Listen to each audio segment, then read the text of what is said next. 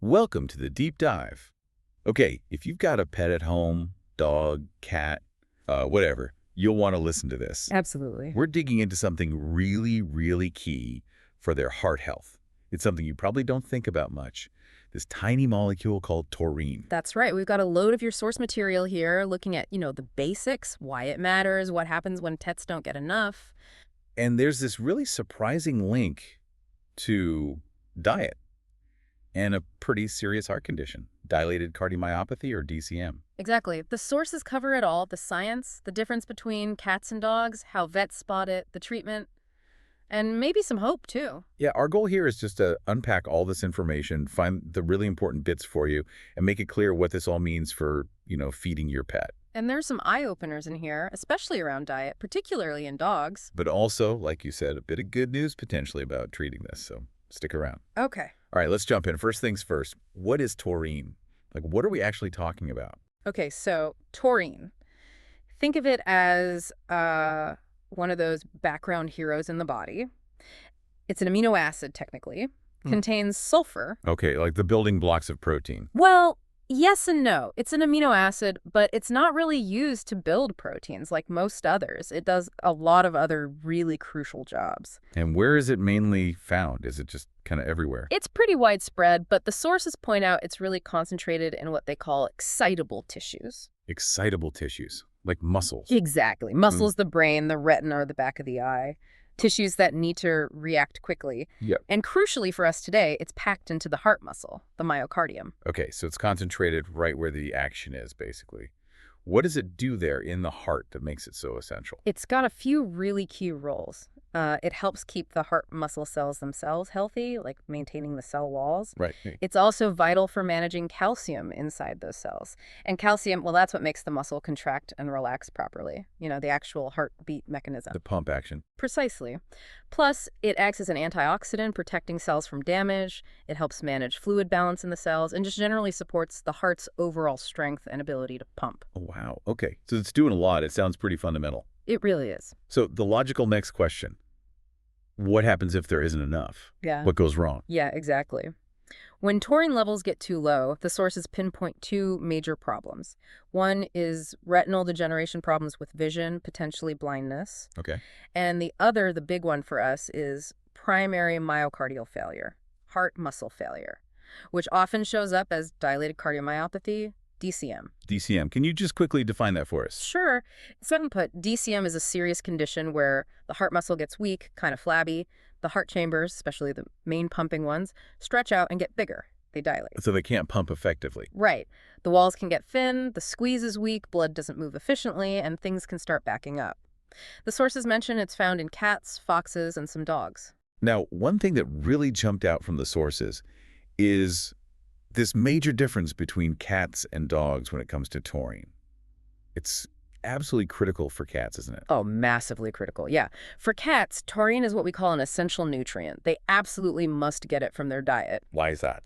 Unlike dogs, cats are just not very good at making their own taurine from other amino acids. Plus, they have this unique way of using taurine to make bile acids for digestion, so they're constantly losing it. Oh, okay. So if their food is low in taurine, they will become deficient, period.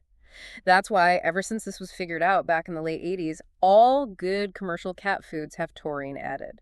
So before the late 80s, this was a big problem for cats. It was, yeah. The sources say taurine deficiency, DCM, used to be pretty common in cats. Now, thankfully, because of the supplementation in commercial foods, it's quite rare. So where's the risk now for cats?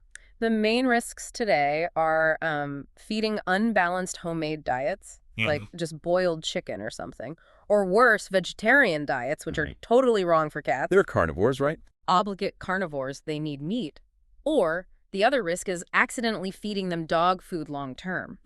Dog food just doesn't have the high levels of taurine a cat requires. Okay, that's a really clear warning for cat owners. Feed the right food. Absolutely. But then there are dogs. You said dogs also get taurine-deficient DCM, but the sources say it's not usually essential for them. How does that work? Yeah, that's where it gets more complicated. See, dogs generally can make their own taurine.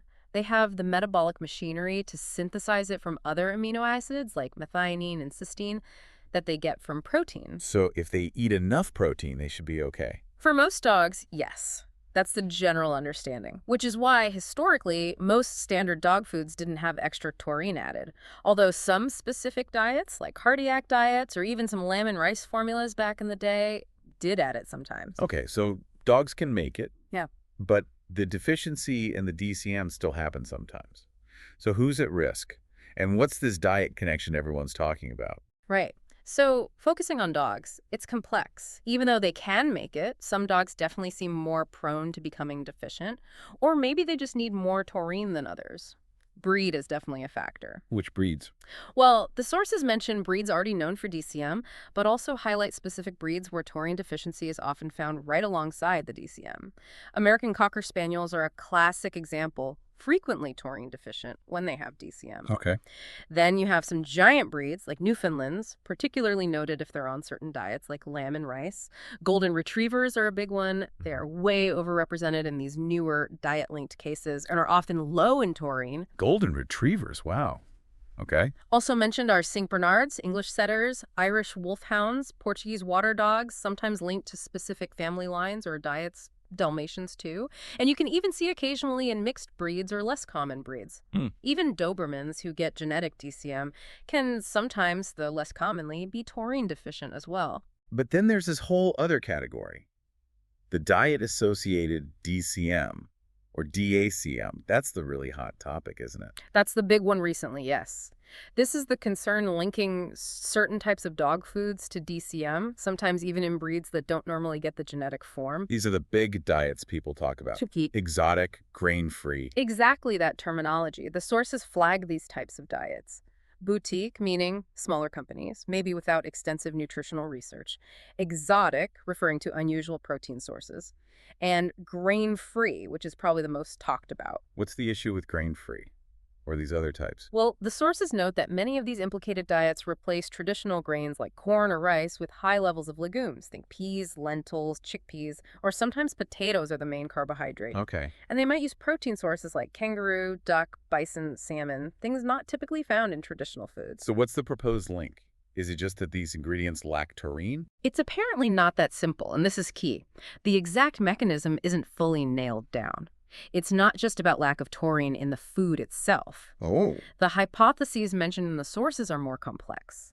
Maybe these ingredients somehow interfere with the dog's own ability to make taurine, or maybe they block its absorption, or cause the dog to lose it faster, or, and this is important, maybe there's something else entirely in these diets, unrelated to taurine metabolism, that's actually affecting the heart muscle. It's still being investigated. Okay, and this leads to something really crucial you mentioned earlier from the sources about blood tests. Yes, this is so important for owners to grasp. A lot of dogs diagnosed with this diet-associated DCM, especially breeds like Goldens, can actually have completely normal taurine levels in their blood. Wait, hang on.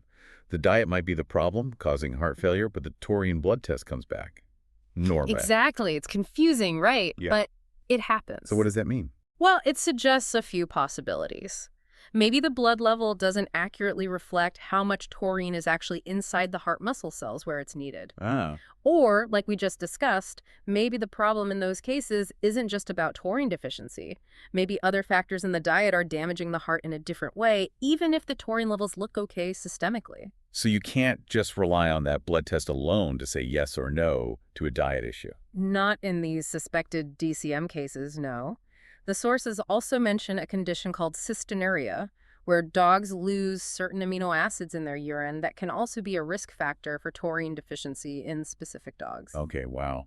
It's definitely complicated with dogs. Breed risks, these complex diet links. So for a pet owner, what should they be looking out for? What are the signs that something might be wrong? Right. The signs are basically the signs of the heart struggling. And importantly, there's often an early silent phase.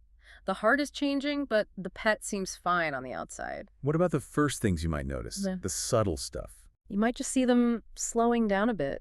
Less energy, maybe getting tired faster on walks or during play. That's decreased exercise tolerance. Okay. Maybe some weight loss, or they just look a bit unthrifty. Sometimes a mild cough, especially when they're resting. And if it gets worse, if it progresses. Then you start seeing signs of actual heart failure, congestive heart failure, or CHF. That means fluid is backing up because the pump isn't working well. Like fluid in the lungs. Exactly. That's the most common. So you'll see faster breathing, especially when they're sleeping or resting, Right. or outright difficulty breathing, labored breathing. That soft cough might become more persistent, sound wetter. Scary signs. Definitely. They might also seem weak, faint, or even collapse because not enough oxygen is getting around. Sometimes, though less common with left-sided failure, you might see a swollen belly from fluid called ascites. What would a vet pick up on exam? They might hear abnormal lung sounds if there's fluid. The pulse might feel weak or irregular if there are arrhythmias, abnormal heart rhythms. Sometimes there's a heart murmur, but importantly, with DCM, sometimes there isn't a loud murmur early on. Pale gums can be a sign too. Okay, so if you see those signs, definitely get to the vet. How do they actually diagnose this? Both the DCM itself and the potential taurine link. It's a multi-step process. Starts with that good physical exam, listening carefully to the heart and lungs, checking the pulse, breathing rate, gum color. Then imaging. Yes. Chest x-rays are usually next. They help see the overall heart size. Is it enlarged? And critically, is there evidence of fluid buildup in the lungs or around them? Okay. An ECG, electrocardiogram, looks at the heart's electrical rhythm. Is it too fast, too slow, irregular? Are there dangerous arrhythmias? But the definitive test for the heart muscle itself, the structure and function. That's the echocardiogram, an ultrasound of the heart. It's really the gold standard for diagnosing DCM. What does that show? It lets the vet actually see inside the heart. They can measure the chamber sizes are the left ventricle and atrium dilated, meaning enlarged. They measure the wall thickness, are they thin? And crucially, they assess how well the heart muscle is squeezing. How do they measure that squeeze? They look at things called fractional shortening or ejection fraction. These are numbers that tell us how efficiently the heart is pumping blood out with each beat. In DCM, these numbers are low. Right.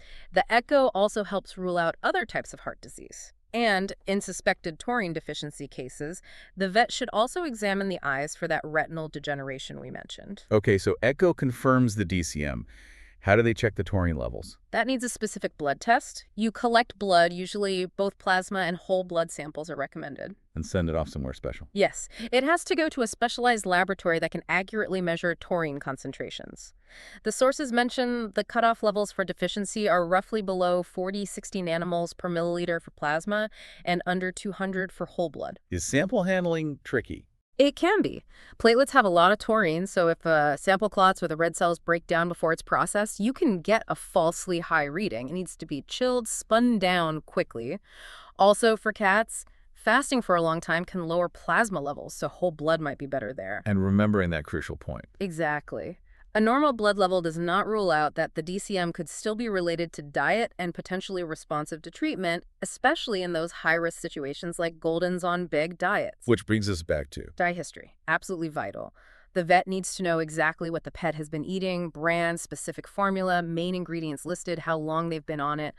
All those details are pieces of the puzzle. Okay, so let's say the diagnosis is made. DCM, possibly linked to taurine deficiency or diet. What's the treatment? Is there hope? Can we fix this? This is where the story gets much more positive. Treatment aims to support the struggling heart and address the underlying cause, the deficiency or the dietary issue. So first step for deficiency. Taurine supplementation. That's the foundation, if deficiency is proven or strongly suspected. It's usually given as capsules or powder by mouth at pretty high doses. The sources suggest 250 to 1,000 milligrams twice a day for dogs, depending on size, and 250 milligrams twice a day for cats. Is it safe? For how long? Generally considered very safe, yeah. The sources say there's no known toxicity, the body just gets rid of any excess. Often, it's needed lifelong, especially if a deficiency was confirmed. You can usually find it at health food stores. And for the diet-associated cases in dogs? A diet change is absolutely essential, non-negotiable. The recommendation is to switch immediately to a complete and balanced diet from a well-established manufacturer, one known for rigorous quality control and nutritional expertise. Basically, move away from those bidgy-type diets. What about the standard heart meds if the pet is already in failure? Yes, if the pet has signs of CHF, that fluid buildup, breathing difficulty, they'll also need standard heart failure medications right away. Things like diuretics, usually furosemide to get rid of the fluid. Pimobendan is a key one. It helps the heart muscle contract more strongly and also relaxes blood vessels, making it easier for the heart to pump. ACE inhibitors are often used too to reduce strain on the heart. And if there are significant arrhythmias, specific antiarrhythmic drugs might be needed. Do they stay on those meds forever? Here's the hopeful part. These meds manage the symptoms while the taurine and/or diet change have a chance to work on the underlying problem. If the heart function improves significantly on follow-up echocardiograms, maybe after 3 to 6 months, the sources say that pimobendan and sometimes the other heart meds can potentially be reduced or even stopped. That's a huge difference from genetic DCM. That is huge. Any other supplements sometimes used? L-carnitine is sometimes mentioned, especially for American Cocker Spaniels, as carnitine deficiency can also be linked to DCM in some dogs. Or it might be added if the response to taurine alone isn't quite enough. The dose mentioned is around 1 gram twice daily for dogs. But taurine doesn't help other heart conditions. Generally, no. The sources emphasize that if the heart disease isn't caused by taurine deficiency, adding extra taurine isn't expected to provide any benefit. Okay. Now, the really big question you touched on, the prognosis. What does the future look like for these pets? This is genuinely the best part of the story. For DCM caused by taurine deficiency, or the diet-responsive kind, the prognosis is often good to excellent, especially if it's caught reasonably early and treated properly. That sounds so much better than what you usually hear about DCM. It really is a different ballgame compared to the typical genetic forms. For cats with taurine deficiency DCM, the sources are clear. It can often be completely reversible if treated before there's permanent scarring in the heart. Completely. Back to normal. Yes. If they survive that initial critical period of stabilization, the first week or two can be tough if they're in severe failure. Their hearts can often return to normal size and function, and they can live a normal lifespan. Amazing. What about the dogs with the diet-linked issues? For those dogs, the potential for improvement is also really significant. We can see dramatic improvement. The heart muscle gets stronger. The chambers can shrink back towards normal. The pumping function gets better. Sometimes it's a near complete or even complete reversal on the echo. So not always progressive like the genetic kind. Correct. It's a stark contrast. Genetic DCM usually just gets worse over time, but these diet-responsive cases offer a real chance for substantial, long-lasting improvement. What influences how well they do? Several things. How sick they are when diagnosed plays a role in the initial risk, naturally. If they're already in severe heart failure, it's more guarded at first, but their long-term outlook if they respond is still much better. Okay. Breed might matter if there's an underlying genetic tendency complicating things. And, critically, owner compliance. Yeah. Sticking to that diet change religiously and giving the supplements consistently, potentially forever, is absolutely key. And survival times. The sources indicate survival times for these responsive cases can be years longer than for dogs with the typical idiopathic or genetic DCM. It makes a massive difference. So once they're stable and improving, Yeah. what's the long-term plan? How are they monitored? It involves regular vet checkups. Repeat echocardiograms are crucial to track the heart's size and function maybe every 3 to 6 months at first, then perhaps annually once things are stable. Okay. Rechecking blood taurine levels periodically makes sense to ensure the supplements are doing their job. Keep monitoring for any return of clinical signs, maybe occasional chest x-rays if breathing changes. If arrhythmias were an issue, maybe a Holter monitor repeat down the line. Got it. Okay, let's try and boil this all down. Yeah. If you had to give pet owners the absolute key takeaways from all this source material, what would they be? Right. The main messages. For cats, taurine is non-negotiable. Feed a good quality, complete commercial cat food. Period. No weird homemade stuff, no dog food. Okay. Number 1 for cats. 2, for dogs, be aware of this potential link between certain diets, the big egg types, high in legumes, potatoes, exotic proteins, and DCM. Consider foods from established companies with strong nutritional credentials. Got it. Be mindful of dog diets. 3, the hope factor. If DCM is linked to taurine or diet, it's often treatable and potentially reversible, especially if caught early. This isn't necessarily the grim diagnosis other DCM types can be. Huge point. Reversibility. 4, compliance. If your pet is diagnosed, sticking to that recommended diet change and giving the taurine supplements consistently is absolutely vital for success. It's often a lifelong commitment. Right. Consistency is key. 5, screening. If you have a higher risk breed, Goldens, Cockers were mentioned specifically, or you're feeding one of these implicated diets, maybe talk to your vet or cardiologist about screening, checking taurine levels, maybe an echo, even if these seem fine. Proactive checks for at-risk dogs. And finally, 6, costs. Be prepared for the costs of diagnosis. The echo, the taurine tests aren't cheap, and potentially lifelong supplements or medications. Have that conversation with your vet too. Okay, that's a fantastic summary. We've really dug into this connection between, a nutrient-specific foods and this serious heart condition, DCM, but also, importantly, this real possibility of recovery. Yeah, and knowing this helps you, the owner, have those really important conversations with your vet about what you're feeding and what the risks might be. It's definitely a powerful reminder that what goes into that food bowl really, really matters. It's not just kibble. Absolutely fundamental. So thinking about everything we've covered today, the breed connections, this complex link to certain diets in dogs, the fact that even normal blood tests might not rule out a problem. Oh, yeah. How might you think differently now about choosing Feline for your own pet? And maybe more importantly, what questions does this deep dive make you want to ask your vet next time you see them? Good questions to ponder. Thanks for joining us for this deep dive.